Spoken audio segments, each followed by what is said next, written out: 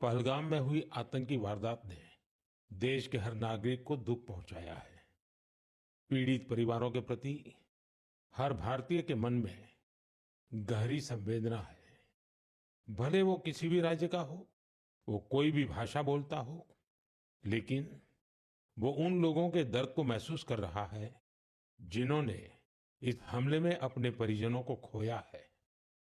मुझे एहसास है, हर भारतीय का खून आतंकी हमले की तस्वीरों को देखकर खौल रहा है।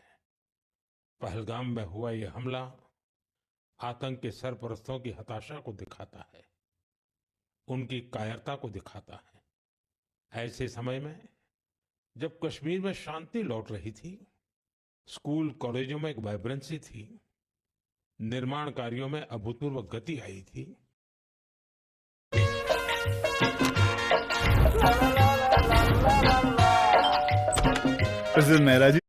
अभूतपूर्व गति आई थी, लोकतंत्र मजबूत हो रहा था, पर्यटकों की संख्या में रिकॉर्ड बढ़ोतरी हो रही थी, लोगों की कमाई बढ़ रही थी, युवाओं के लिए नए अवसर तैयार हो रहे थे।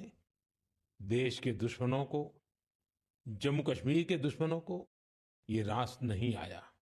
आतंकी और आतंक के आका चाहते हैं कश्मीर फिर से तबाह हो जाए, और इसलिए इतनी बड़ी साजिश को अंजाम दिया।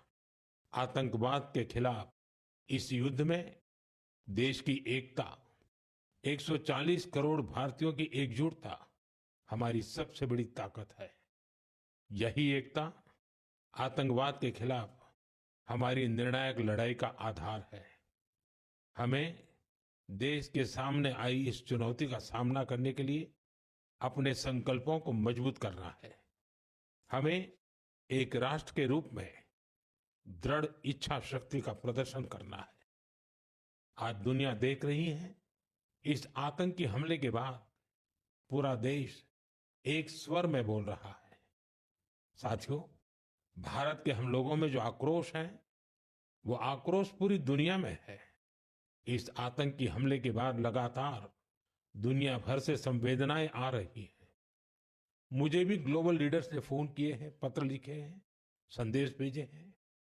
इस जघन्य तरीके से किए गए आतंकी हमले की सबने कठोर निंदा की है। उन्होंने मृतकों के परिवारजनों के प्रति संवेदनाएं प्रकट की है। पूरा विश्व आतंकवाद के खिलाफ हमारी लड़ाई में 140 करोड़ भारतीयों के साथ खड़ा है। मैं पीड़ित परिवारों को फिर भरोसा देता हूं, उन्हें न्याय मिलेगा, न्याय मिलकर रहेगा। इस हमले के दोषियों और साजिश रचने वालों को कठोरतम जवाब दिया जाएगा। साथियों, 2 दिन पहले हमने देश के महान वैज्ञानिक डॉक्टर के कस्तूरीरंगन जी को खो दिया है। जब भी कस्तूरीरंगन जी से मुलाकात हुई, हम भारत के युवाओं के टैलेंट, आधुनिक शिक्षा, स्पेस साइंस, ऐसे विषयों पर काफी चर्चा करते थे। विज्ञान, शिक्षा और भारत के अंतरिक्ष कार्यक्रम को नई ऊंचाई देने में उनके योगदान को हमेशा याद किया जाएगा। उनके नेतृत्व में इसरो को एक नई पहचान मिली। उनके मार्गदर्शन में जो स्पेस प्रोग्राम आगे बढ़े, उससे भारत के प्रयासों को ग्लोबल मान्यता मिली। आज भारत जिन सैटेलाइट्स का उपयोग करता है, उनमें से कई डॉक्टर कस्तूरीरंगन की देखरेख में ही लॉन्च की गई थी। उनके व्यक्तित्व की एक और बात बहुत खास थी, जिससे युवा पीढ़ी उनसे सीख सकती है। उन्होंने हमेशा इनोवेशन को महत्व दिया। कुछ नया सीखने, जानने और नया करने का विजन बहुत प्रेरित करने वाला है। डॉक्टर के कस्तूरीरंगन जी ने देश की नई राष्ट्रीय शिक्षा नीति तैयार करने में भी बहुत बड़ी भूमिका निभाई थी। डॉक्टर कस्तूरीरंगन 21वीं सदी की आधुनिक जरूरतों के मुताबिक फॉरवर्ड लुकिंग एजुकेशन का विचार लेकर आए थे। देश की निस्वार्थ सेवा और राष्ट्र निर्माण में उनके योगदान को हमेशा याद किया जाएगा। मैं डॉक्टर के कस्तूरीरंगन जी को विनम्र भाव से श्रद्धांजलि अर्पित करता हूं। मेरे प्यारे देशवासियों, इसी महीने अप्रैल में आर्यभट्ट सैटेलाइट की लॉन्चिंग के 50 वर्ष पूरे हुए हैं। आज जब हम पीछे मुड़कर देखते हैं, 50 वर्षों की इस यात्रा को याद करते हैं, तो लगता है हमने कितनी लंबी दूरी तय की है। अंतरिक्ष में भारत के सपनों की ये उड़ान एक समय केवल हौसलों से शुरू हुई थी। राष्ट्र के लिए कुछ कर गुजरने का जज्बा पाले कुछ युवा वैज्ञानिक, उनके पास न तो आज जैसे आधुनिक संसाधन थे, न ही दुनिया की टेक्नोलॉजी तक वैसी पहुंच थी। अगर कुछ था तो वो था प्रतिभा, लगन, मेहनत और देश के लिए कुछ करने का जज्बा। बैलगाड़ियों और साइकिलों पर क्रिटिकल इक्विपमेंट को खुद लेकर जाते हमारे वैज्ञानिकों की तस्वीरों को आपने भी देखा होगा। उसी लगन और राष्ट्र सेवा की भावना का नतीजा है कि आज इतना कुछ बदल गया है।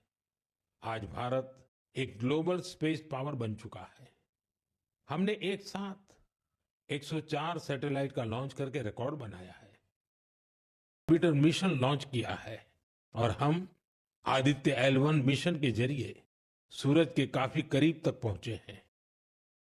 आज भारत पूरी दुनिया में सबसे ज्यादा कॉस्ट इफेक्टिव लेकिन सक्सेसफुल स्पेस प्रोग्राम का नेतृत्व कर रहा है।